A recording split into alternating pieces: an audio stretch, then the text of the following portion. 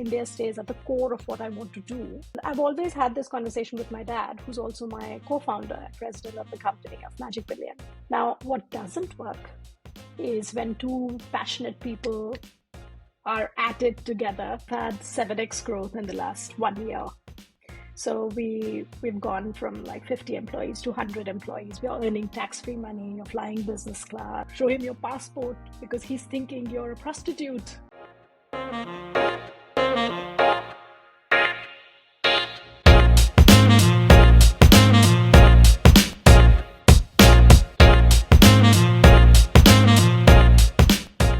Hello, everyone. Welcome to the Breaking Uneven podcast. We love to talk shop, uncover the beauty of failures, and play a few games. Today, we have with us the co-founder and CEO of Magic Billion, Aditi Banerjee.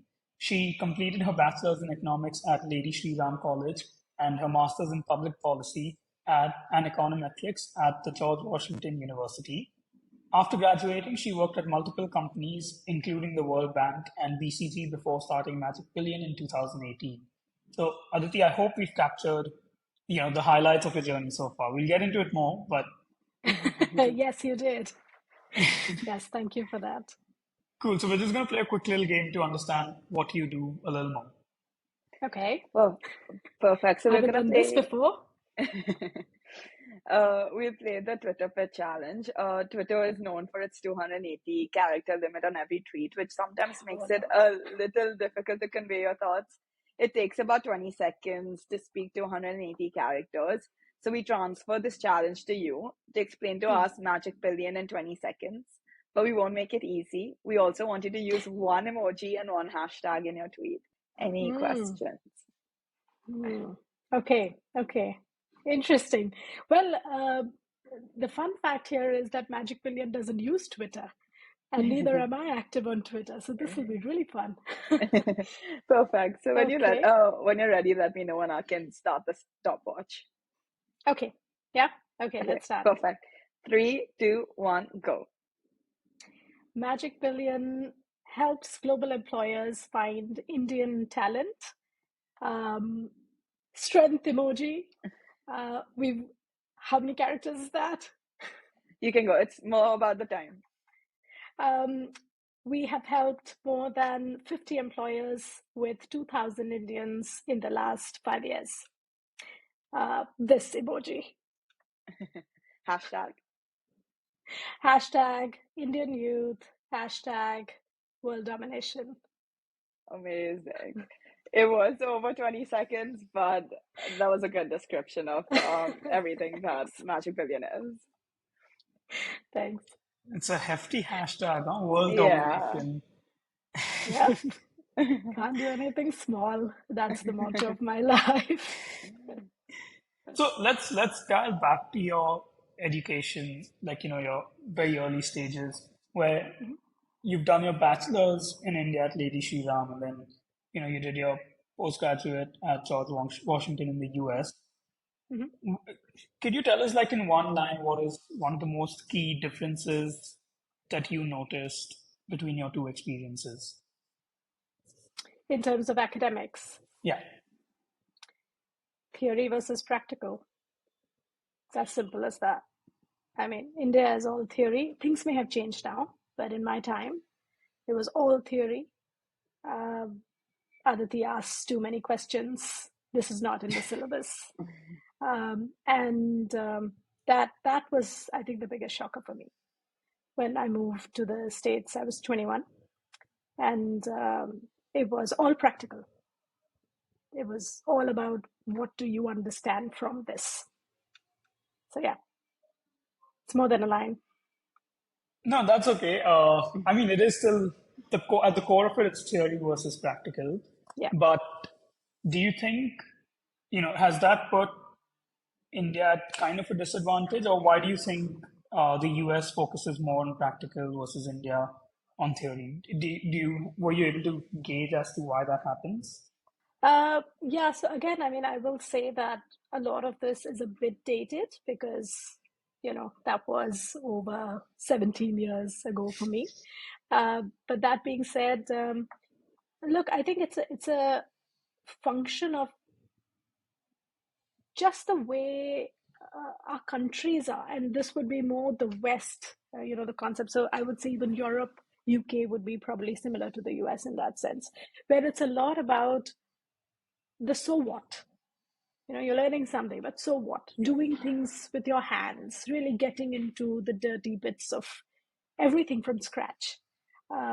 India is much more about doing things by the book and not asking too many questions, just go up, keep going up, doing the right thing. So I think there's a lot of like cultural aspects here. It's not a simple answer. It's a complex question that you asked with a complex answer.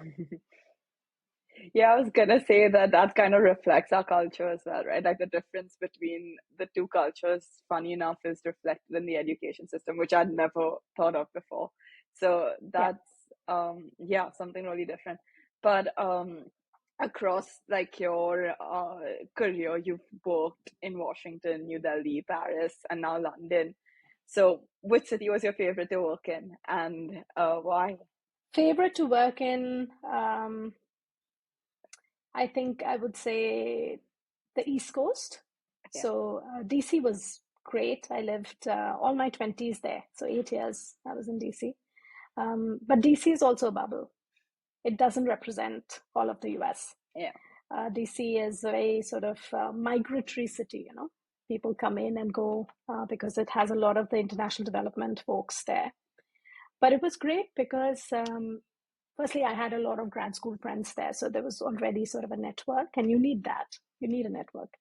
But also because I find Americans, again, huge stereotype, doesn't speak for middle America. But I do find Americans in general to be very friendly and non-judgmental, because everybody sort of come with their own experiences and they don't like to be judged. So they don't judge. But I think India has been difficult for me in terms of work. I worked there for 3 years when I was at BCG. Excellent time in the company, excellent clients, all of that. But it was difficult to work there. There's just again, a lot of layering in society. So coming back after 8 years in the US, it was a bit difficult for me to adjust back. So after 3 years, we sort of exited again. But India stays at the core of what I want to do, hence Magic Billion. So the core of my work has always been India. It's just, I don't necessarily want to live there every day to go through that. Yeah. Fair enough. And do you think the reason for your neg not negative, but like not the most positive experience in India was more to do with like the work culture that's present there, or was it just not wanting to live in India? Yeah, I mean, not wanting to live in India is actually a function of a few things, right? I mean, there are drivers to that Yeah. decision, and not to say that we don't want to have our the later part of our lives is going to be in India, so we will retire in India. I mean, that's already established for us as a family, but for me, it was not as much the work culture. It was about the conversations you have at work when you're at work. It's the small things which make a difference. It's taking 2 hours on the road to get to work every day. It is just the little issues which happen in the house every day with your support staff and all of that. They are in abundance, but it's just, they all need to be managed. And I think there was just a lot of that I was dealing with. Recreational activities, are you able to just go out for a hike every weekend? Are you able to, go to the open, unpolluted parks every evening? I think I was missing all of that. If I hadn't left India Yeah. at all, it would have been a very different experience for me working in India. But having lived out for 8 years and then come back, I think that sort of changed things for me. Yeah, I think I want to stop you here because you speak anymore, Jan will be unconvinced to move back to India. No, but I completely, for me, I was working at Deloitte as an analyst in London, and I had the best time ever. Again, great clients, great company to work for, brilliant work culture. And then when I moved back, I have quite a few cousins who are, CA slash management consultants, amongst which there are like about two or three that are working at Deloitte. And they have like almost a horror of a time working there because just the culture here is, it's not um, very professional. There's a bit of shouting, there's, ridiculous work hours and stuff like that. Yeah. And then you add on top of that all of the kind of weird inconveniences that happen outside of the workplace, as you said, support staff, driving. I drive to work every day and it takes me about an hour, so I totally understand that as well. Um, and yeah, I think there is, a lot of it is changing. Like the new age companies here are their work culture is very, almost mimicking the West side.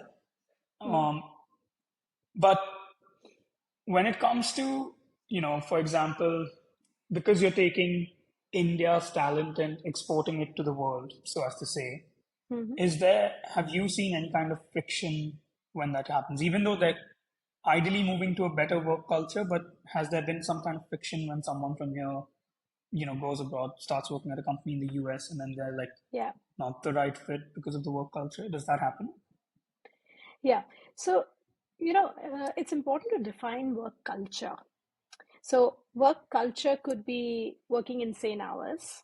Work culture could be not getting paid for those insane hours. Work culture could be having a really shitty boss, where you're working insane, but you're not liking the people you're working with. It could also be working on things which actually don't matter, but they're just being done because it's been done for ages and you have no idea why it's getting done. So, all of this is a sort of composite which makes work culture in my eyes. Yeah.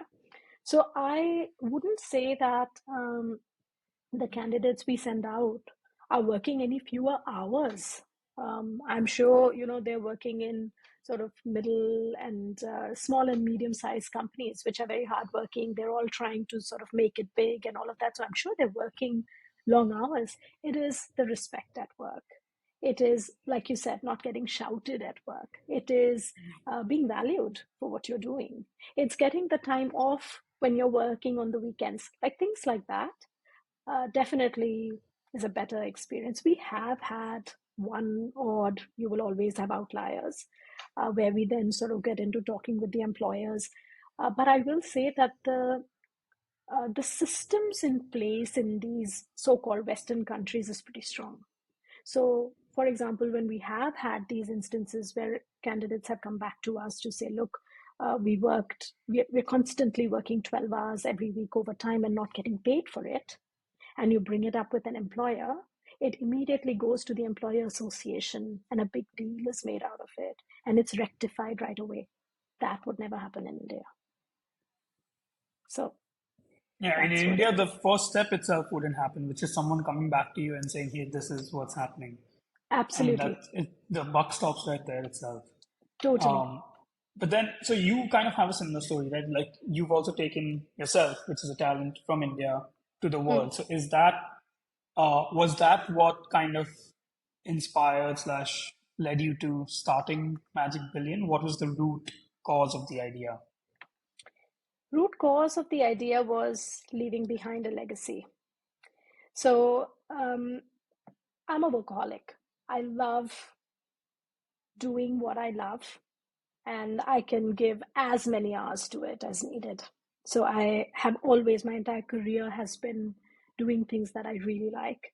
And when I've stopped liking it for whatever reason, I've moved. And it's just the kind of person I am. I'm the same way in my personal life as well. I sort of give it all. Now, when you're giving it all and you're in consulting, you're working for somebody else. So it's sort of very proportional returns, right? You work hard, you get paid that, you get your bonus, and then it's sort of that. And I've always had this conversation with my dad, who's also my co-founder and president of the company of Magic Billion, where and he's the same way. So we would always have these chats to say, okay, we're burning these nights and days, and there's an opportunity cost to that. But why are we doing it? What are we really leaving behind? And so we've always been thinking about doing something together. And then, of course, you need that right idea and you need just the right things to fall in place. And skilling was something that he was working on when he was with the National Skill Development Corporation in India.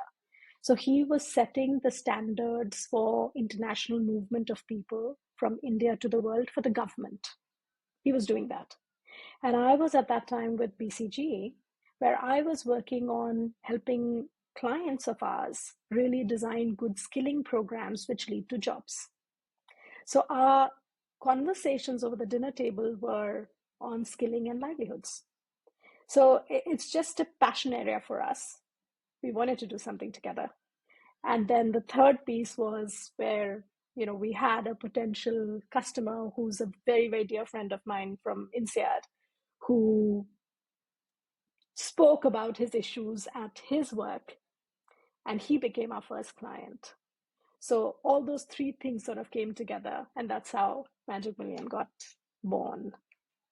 It sounds like magic. It's like right time, right place, right everything.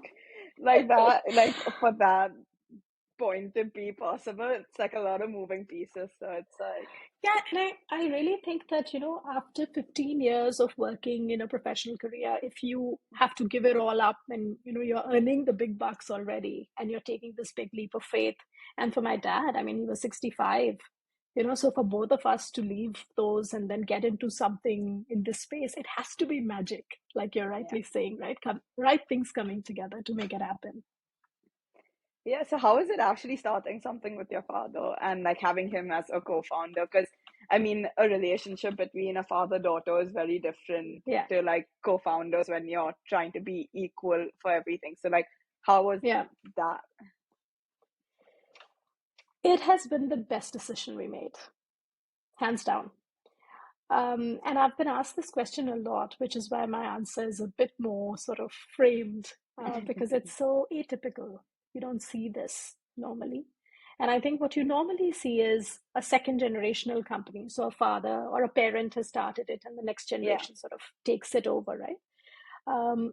So in this case, I think the few things which are going for us, and not to say that there are no fireworks, there's enough of that. He's equally passionate as I am, so there is enough of that. But in terms of the good things which go is trust is a given. You're not doubting the other person, right? So at the core of it, your values are the same. He's raised me, so our values are at the core, bedrock solid. The fact that the vision for Magic Billion for us is, like I was saying, world domination. We are not building a boutique company here. We are looking to build a unicorn. And that is something we both believe in. So neither of us are sort of holding each other down to say, okay, we've done enough this year, let's stop. No, we're both sort of egging each other on. 2, 3, strengths and weaknesses or areas of development are known, right? No layering of peeling of the onion required.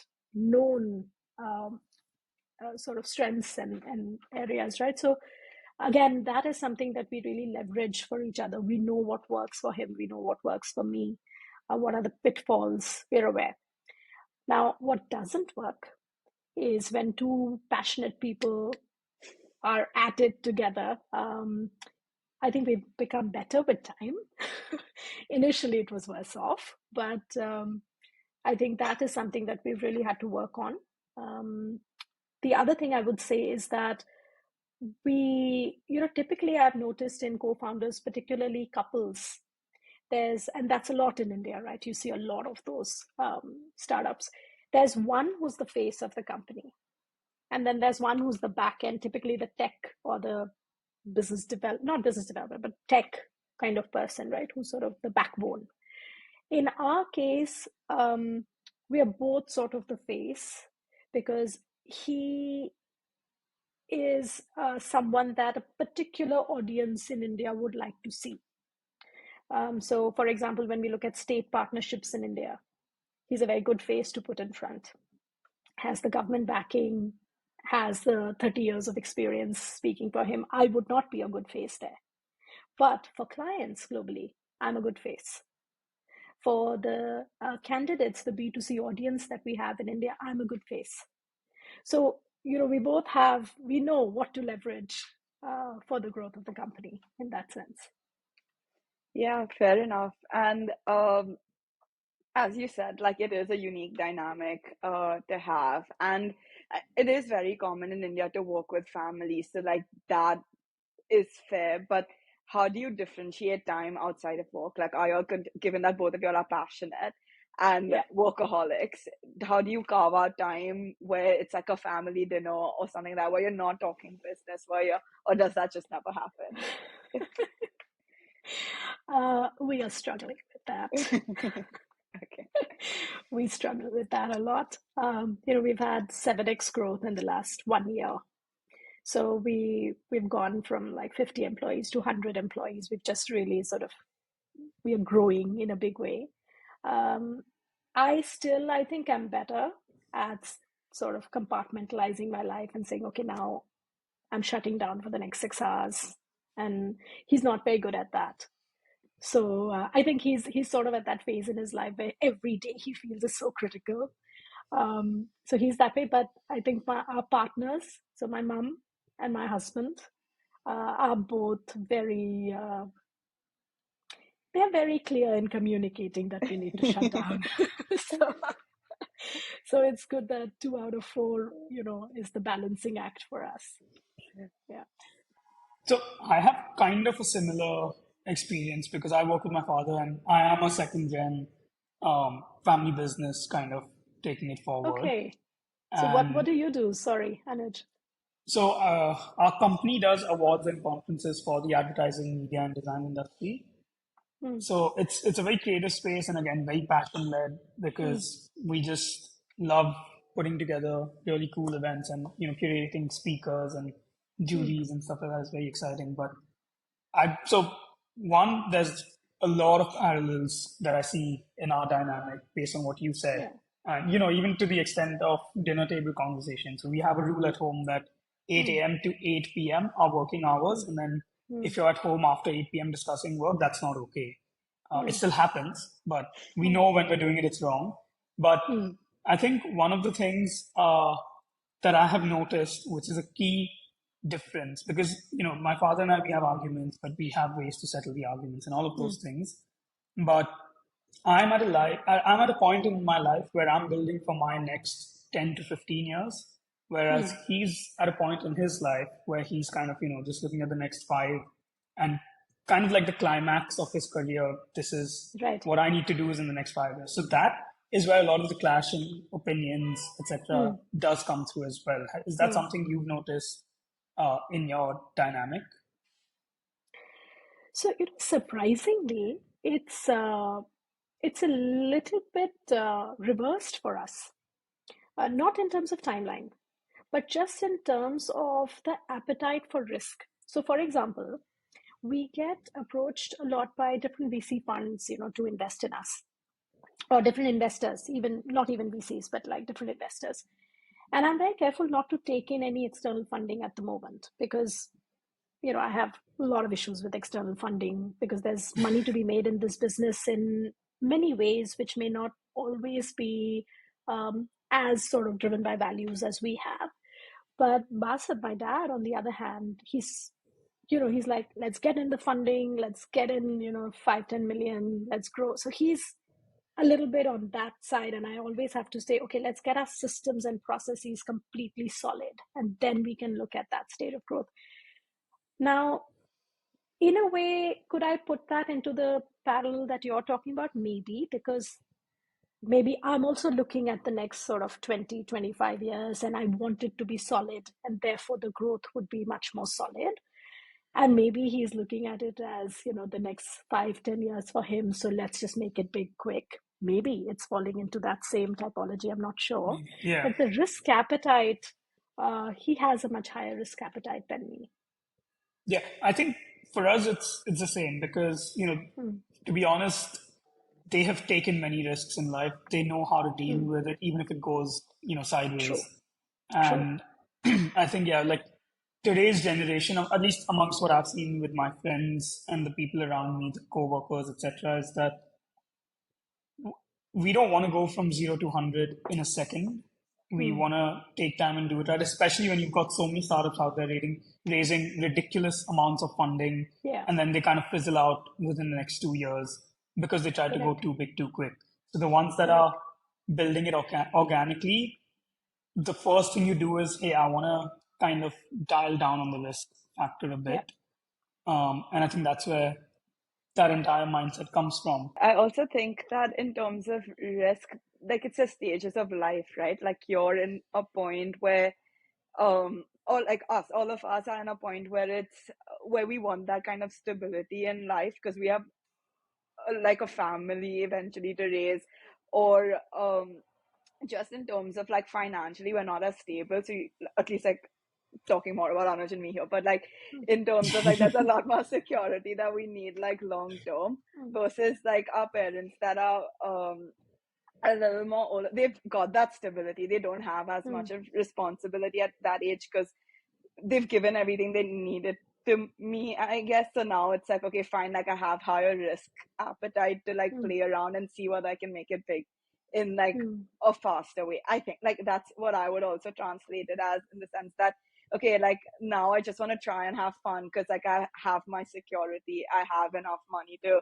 support myself, so I just like I can try different things and see whether that works out or not.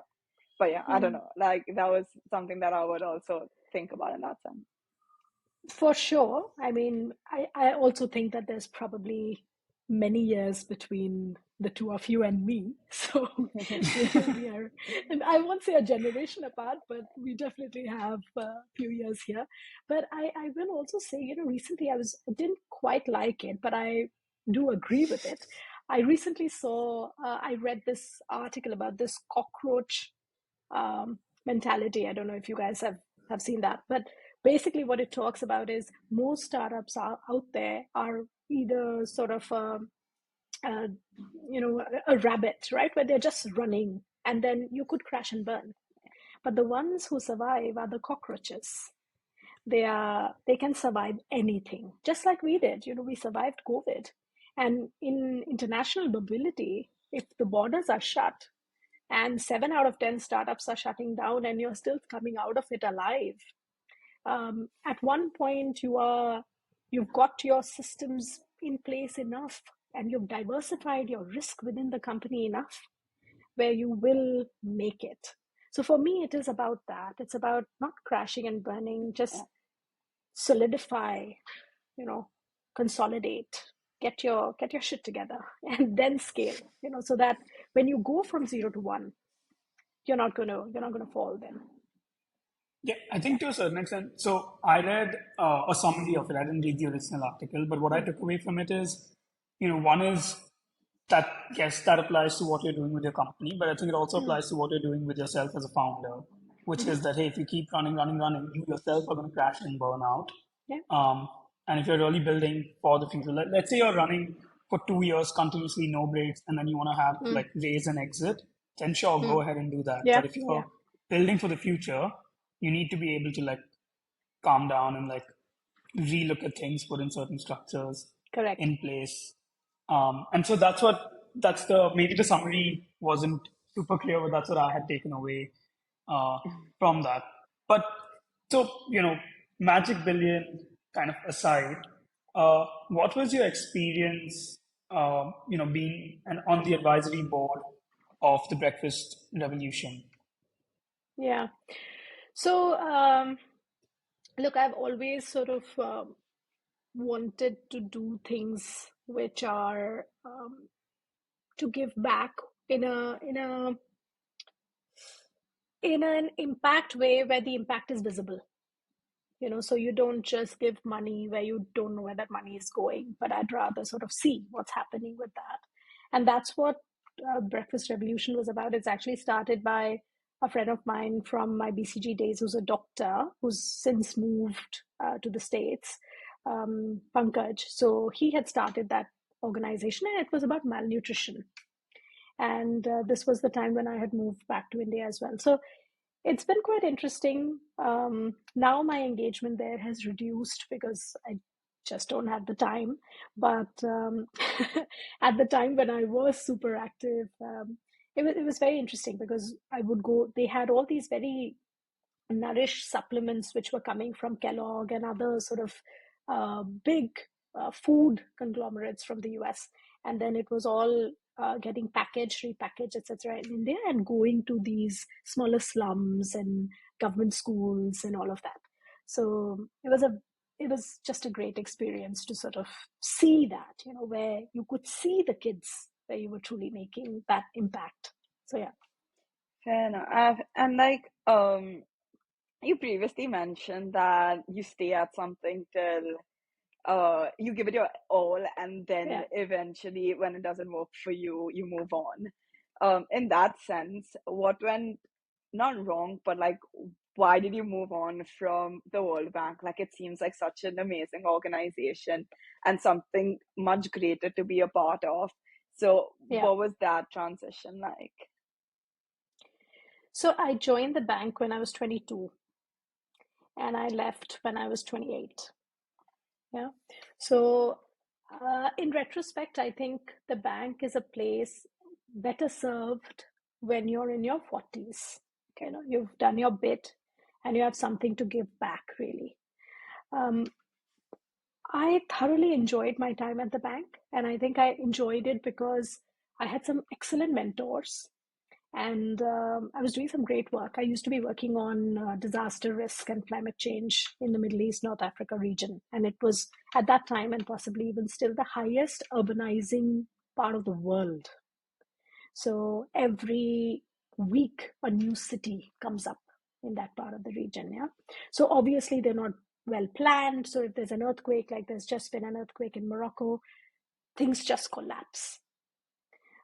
People have built their houses in floodplains. They know it's a floodplain, but they've still built their houses and businesses there. So every year, things are just, the damage and losses there are massive, both in people and economics. So I was doing that for 6 years and I loved it. And I was growing in the bank and all of that. I think what ended up happening was that the bank gives you a golden handcuff, right? You're earning tax-free money, you're flying business class, you're doing all of that. And as a young professional there, I was traveling every month. I mean, there was a time I never even had groceries in my fridge because I didn't know when I was traveling next. And you're unattached, you haven't bought a house, you have no liabilities, so your savings are just, quadrupling. So that being said, I think what really prompted me to move was that I felt I had plateaued in my learning. Um, and that happens when you are aggressive and you want to move, but the organization is slow because it's an organization of 10,000 people. So to get a meeting down for 5 people would take 2 weeks. And that was, at one point, I was like, I need more than this. And I had, in 6 years, I had learned a lot about operations. So we had billion-dollar projects that I was a part of. So I knew how to get things done. I knew stakeholder management. I used to be meeting the ministers of finance of so many countries. I felt like I had done it, and there was no new stuff I was doing day on day, and I needed that. I just wanted that. So I moved to strategy consulting at BCG, which was literally 180 degree the other pace of life. And I still remember I had in my interview process at BCG, one of the partners had asked me, "So can you manage with the work-life balance? Because we don't have any, and it's all work." And I took it so personally, thinking, what do they think? I don't work hard at the bank, And I remember telling them, I have a pretty bad work life here as well, till I joined BCG and I realized what they were talking about. So so that was why I made the transition. I also transitioned then from DC to Delhi, which was also a sort of personal transition for me. I remember I had at least 10 people who came to see me at the bank when my farewell email went out because they couldn't believe that someone after 6 years could leave. So it's an anomaly. And now it's been, I think, more than 10 years that I've left. Everybody is still there. Nobody has left other than maybe one odd person. Wow, They're all still there. that's so unheard So of. yeah, it is really, but it's one of those organizations you enter, you don't get out. So it was at that time, yeah, and sort of a move that most didn't understand. Fair enough. Because yeah, I mean, like the attrition rate nowadays is so high. Like I Yeah, don't know one company that would not have people move for like 6 years in a row. Like yeah. that's just, at least not nowadays. I think it was definitely there back in the day. But if you know anyone hiring there, tax-free money and traveling sounds great. But I mean, jokes apart, I think it's interesting, right? Like you said, like that career was more for your 40s versus this. So you kind of went the other way around. And it's also Yeah, interesting to learn how, like, at different points in your life, a different career is required, or different pace of life is needed, or like the way, uh, yeah, the way you work is also different. So yeah, like figuring that out is also a challenge at some point in like knowing what's the best place for you. But I guess coming back to Magic Billion and like the ethos behind it, um, currently, like in the last like couple of years and now for the next decade, I would say the growth in India is gonna be massive. mm, So many startups coming up. A lot of people are like have like had some sort of an experience abroad but trying to build local, or overall I think people are recognizing a bit more about like the toxic work culture and are trying to like go towards more like towards the west. So what are your thoughts on that? Do you think this is going to impact like the want of people to go abroad? Because I feel like a couple of years or like a couple of generations before, a lot of people wanted to move for a better lifestyle, better pay, better ability to have a richer life versus what they would have had in India. But I think yeah. now there is a transition where a lot of people are trying to find that and are able to find that in India. So do you think, how do you think that's going to impact people looking for opportunities outside of India? Yeah. So let's identify two things. One is the kind of people we send out. We don't send the best of the best. For example, I wouldn't expect if you or Anuj were looking to go out. Uh, See, the way that we work is we're not a Naukri. So it's not like, you will apply and then if we have jobs matching, we'll just match it to you. That's not how it Yeah. works. We first bring in the global employer. Now, most global employers are looking for mass recruitment. Yeah, large number of guys working in mechatronics, large number of guys working in electronics, large set of welders, hospitality grads. It's sort of roles like that. So not people like you and me would not come to a Magic Billion. They would probably go to an Egon Zander or one of these very specialized firms. Yeah. So one is, let's identify that. Second is, we don't. It's not a situation of brain drain, because, like, again, coming to the same point, it's about those people, which is the majority of India, who would actually not rise to the super top in India because of competition, because perhaps, they've not gone to the best schools in India, best colleges in India. So this is that crowd, yeah.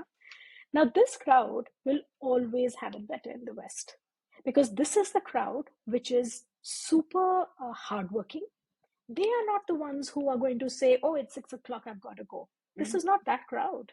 This is the crowd which has to make it in life. They're coming from three-tier cities, Hoshiarpur and Hisar and these smaller towns, really wanting to make it and change the situation of their families in India.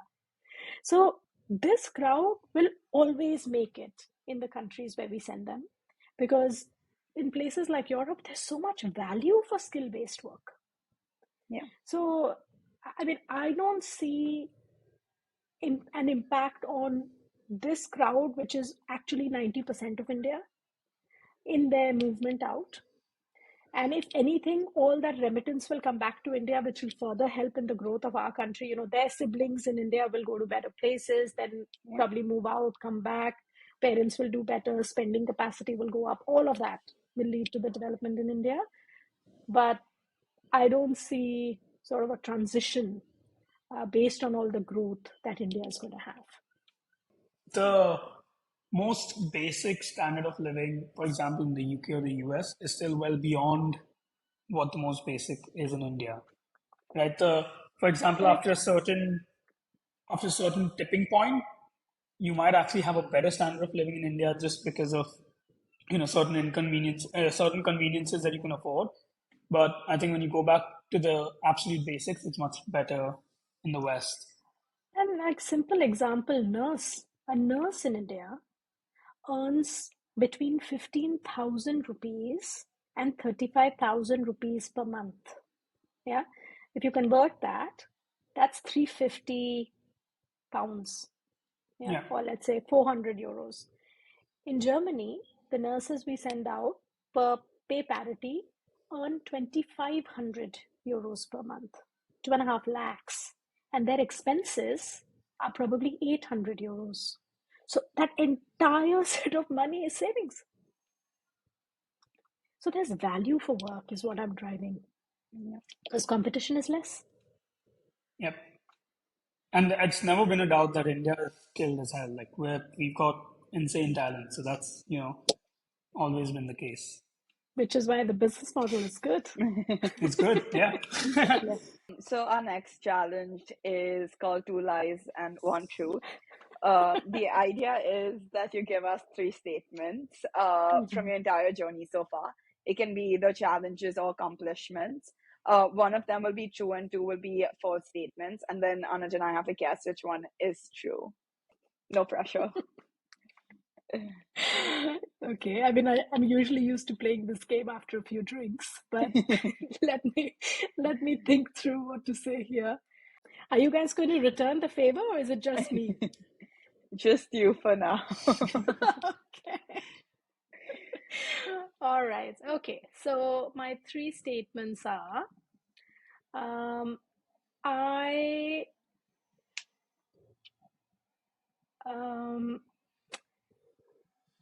I was trained in classical music till I was 18.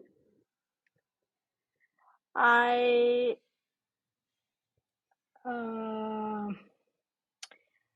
have a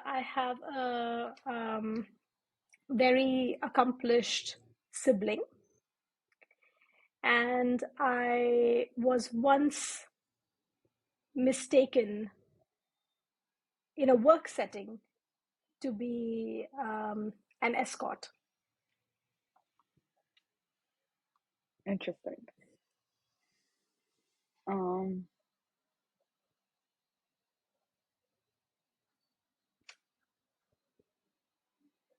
It's a very tough one. It's a very good one. Yeah. I think I'm gonna go for statement, the third statement to be true, the one where you were mistaken for an escort. Even if it's false, I think there's like a story behind that. Like it might be like something there. So I'll go for that one. So you think that's false? That's true. That's true. Yeah, Okay. Anuj. Okay, for the sake of even I was going to pick the third one, but just for the sake of difference, I'm But going to say that you've done it is 2 2 truths, 1 truths lie, and a right? lie. I Yeah, knew it. 2 I knew truths. it. Wait, did you say 2 lies and a truth? Yeah. Oh my gosh! See the disadvantage of stereotyping. Yeah. Okay. So, So then since we're choosing the false one, I'm going to go with the second statement. I don't think you have a very accomplished sibling. I'm gonna go for the first one, that you weren't trained as a classical singer till the age of 18. Is the false. Okay. So do I tell you now? Yes. Yeah? Yeah, I am an only child. So yeah, I don't have yes. I was like, if you You do know, have a sibling, this family seems very accomplished. So no, I knew that was false because so I have 2 older sisters, and I know this. that I would You never would never. openly tell the world that I have an accomplished sibling. I might mention I have a sibling. You're, They might be very but accomplished, but I'll never say it. good point. But I that's the learned something difference. today. But that's the difference between a brother and a sister. I'm pretty sure your sisters would be like, I have an accomplished sibling, whereas you are not going to. Cool. Yeah, so that's the one. But can we Uh, hear the story about the third one? Oh, like, how did they think you were an escort? So this is from Yemen, and in 2008, I went on my first trip with the World Bank, which was to Yemen, and the flight landed at 2 a.m. And it was my first trip. I was a baby, like 22 years old, and empty airport. Just this one other French guy who was on the flight with me, flying from DC. And there's only one hotel there, the Sofitel, where the diplomats go and stay. So we were, of course, going to the same hotel. So we decided to share a cab. And as soon as we got out, there was this huge tank outside the airport, full of police and full of guns and all of that. Yeah. And this guy comes to do a check, and he thinks I'm Yemeni because I look Arab. And he started speaking in this fast Arabic to me, and I had no clue what he was saying. And the cab driver is telling me, passport, show him your passport, because he's thinking you're a prostitute. Because I was with a white guy. And that's their perception of Arab women who are sitting without their spouse or their siblings. So I took out my UN passport, and things got relaxed. He relaxed, and he had this gun, and he was just falling into the car with that gun, and it was a petrifying situation. But it was, my as a first 22-year-old experience. traveling to a foreign country, yeah, I mean, And that being of your course. first trip, it's like scarring And for the and not to Europe, where you're exotic, but to like Yemen. Yeah, That's that tough. was something. Do you still have your diplomat passport, or do you have to give that back? Yeah, you have to give it back. That's why no one leaves the job. Yeah, it's too hard to go back. It was extremely sad, and the other sad thing was seeing all your miles drop. That was also pretty sad. Losing your status. Yeah. Cool. So let's go to our next challenge, which is called red flags. So we're going to give you three situations. Each situation, there are two things that are going great and one red flag. So totally 9 statements. And of course, these are adapted for you and for Magic Billion. So you need to choose which situation you would rather be in. Okay. So situation 1 is Magic Billion has grown to over 200 employees. Magic Billion has opportunities for their clients in more than 25 countries around the world. The demand for jobs outside of India reduces by 50%. Situation 2 is Magic Billion has received recognition from the Prime Minister of India. Magic Billion recorded 25x growth in volume since 2022, but you are forced to make a pivot in 2024 due to a sudden dip in demand. And situation 3 is Magic Billion was able to provide international employment to over 5,000 Indians this year. You have partnered with you've partnered with most of the states of India, India's skills development arm. And however, you need to leave Magic Billion due to an unforeseen circumstance. Yeah, which situation would you rather be in? Yeah, I mean, I would pick situation 2. Making pivots is not a problem. I think any business should be ready to make pivots and be agile. We did that during COVID, and that's what led to our growth. You never know what that pivot leads to. So pivot, I think, for an entrepreneur should never be a red flag, actually. Interesting. And is that so? Your decision was driven by your ability to, let's say, handle the red flag rather than the benefit of the green flag? I mean, the green flags are equally good. 25x growth in volume, of course, I'd take that. Prime Minister, I'd take that too. So, what's to lose? Yeah, I mean, I would never want to leave Magic Billion and that's one of the reasons I don't want VC funding, so I wouldn't want to do that. And the demand for jobs outside reduces by 50% is a pretty big impact to business, which would mean that the pivot I'd have to make would have to be substantial. Yeah, Cool. but good situations. Yeah. I mean, the Yeah, idea good is that situations. I think more often than not, the trend we've seen with this game is people focusing on the red flag, but every now and then someone does say that, hey, that's my green flag. I don't care what the red flag is. Mm, But it really does depend on the nature of the business. mm, Yeah, and I yeah, think it also really depends on the motive of the business. So if one person has this one goal, and if that's one of their green flags, they like get attached to that versus they're like, oh, we can deal with anything, but like we've achieved this one thing that we want to yeah, do. So I think yeah. it's a mix of both. And also, if I think the entrepreneur sort of perceives the red flag as a red flag, Yeah, because sometimes it may seem outside in that it's a red flag, but it may not yeah, necessarily be that, right? yeah. We've We've had that had with that. Yeah. co-founders where we like one of the red flags we've put is your co-founder needs to leave the business. And then Mm, they've kind of flipped it around and said that, hey, if that's happening, there's probably a good reason for it. So that's not a red flag. And there you go. that to Yeah. us just tells us more about the co-founder dynamic. Mm, So yeah, there's just like very different kind of insights that this game brings out. yeah. I must say, pretty cool podcast you guys are running. I mean, it's been an hour and I have been thoroughly entertained, I must say. Now we get to the Thank you. climax of the entertainment, like the most Okay. concentrated part, All and right. you'll know why in just a second. Yes. So we're gonna play the rapid fire, Oh, Lord. self-explanatory, quick answers and short answers. So let's Okay. start. How many all-nighters did you pull in your first year of Magic Billion? 365. I mean, many. What is the scrappiest thing that you've done to build your business? I don't know. I mean, I've done everything. You lose your dignity very quickly when you become a founder. I have to do everything and nothing.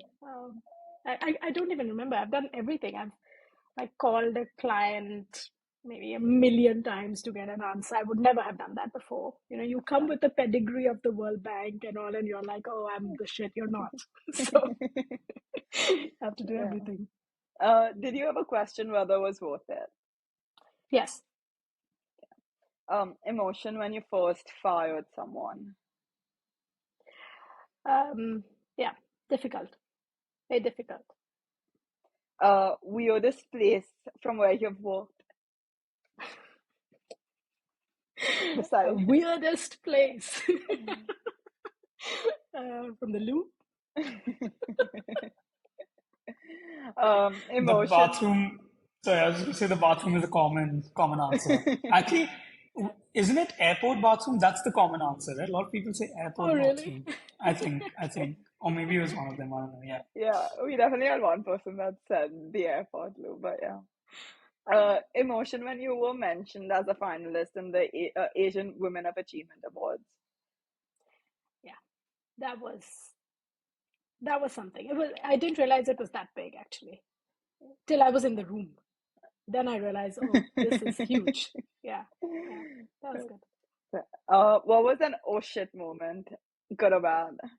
Oh shit movement, good has been where we got a contract for 1,000 people to go to Russia. I recorded myself actually that night because I wanted to remember that Yeah. moment. So that was 2 years ago. So I remember that. I have a lot of oh shit negative moments. I have quite a few of those. Yeah, too many to count. Your biggest fear? Magic Billion closing down, like your 50% demand reduction. That's a big fear. Another Yeah. COVID is a big Yeah. fear. Would you ever retire? No, I don't understand the meaning of the word actually. So mentally, I don't think you should ever retire. You Yeah. will age like Okay. crazy. Yeah. Fair. Which hobby of yours did your work kill? Singing. Would you choose books or podcasts?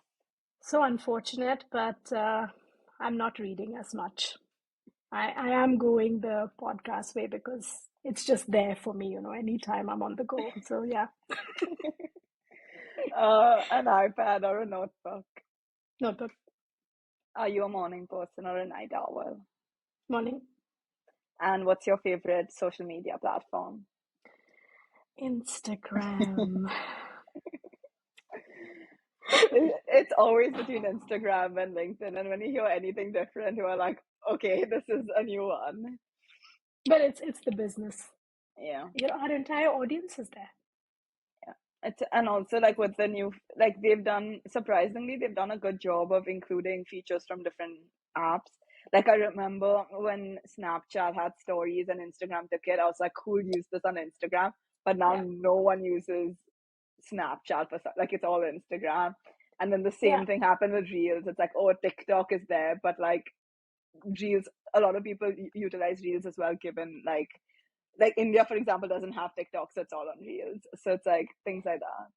No, I think this is actually a very big ethical dilemma for me because my social media team keeps telling me you need to put your life out on Insta. A lot of people are watching that because there's so many scams in this sector. They want to know that we are real and there's a real Yeah. person running this. But at the same time, I'm also sort of a very serious business person, and I feel like why should I put my life on Instagram? So it's just something I'm dealing with, but I'm being pushed very hard by my social media team.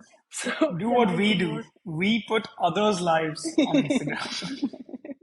Yeah, you're right. You're right. I will look into that. But yeah, that concludes the rapid fire segment, bringing us to the end of our conversation. But before we let you go, we ask every guest to ask our next guest a question. So we'll first ask you what our previous guest asked, and then you have an option. You have the opportunity to ask our next guest a question. So your question was, If you were to change a key decision, how would you change it and what would that be in your founding journey, your entrepreneurial journey? We decided to hire a business head for our India business who could be like the India CEO and manage everything. And we tried that for a few months, and that did not work. Was obviously then a waste of time for that professional as well as for us, and confusing for the organization. I think that actually should be a inside person who grows up and gets groomed naturally into becoming that person. It's not an easy business. So bringing someone from the outside and just taking that spot was not the right way. We lost revenues and we lost time based on that decision. So I wouldn't do it again. I would rather hire a chief of staff and then groom that person into becoming the business head. So that would be my, yeah. But good question. yeah, and a great answer. Many times, like when this change involved, a lot of people like stay away from that and like say no change. But yeah, I like the fact that you had a change, but also in terms of how to get to that point again. Like that was pretty cool. But yeah, it was like absolutely great having you on board. Well, it's been an absolute joy, guys. Thanks for reaching out, and you're so easy as podcast interviewers. It's really been a joy, and Janvi, all the best with your move to India. I hope none of what I said transcends into anything for you, and it's only going to be great. Thank you so much. And I also really like the idea of, I generally write, but I like the fact that you recorded something for yourself instead. Like if there's a momentous occasion, I'll try and like put down my feelings on a notes instead. But I think I'm going to try the video one as well. Yeah. Cool. But yeah, thank All you so right. much.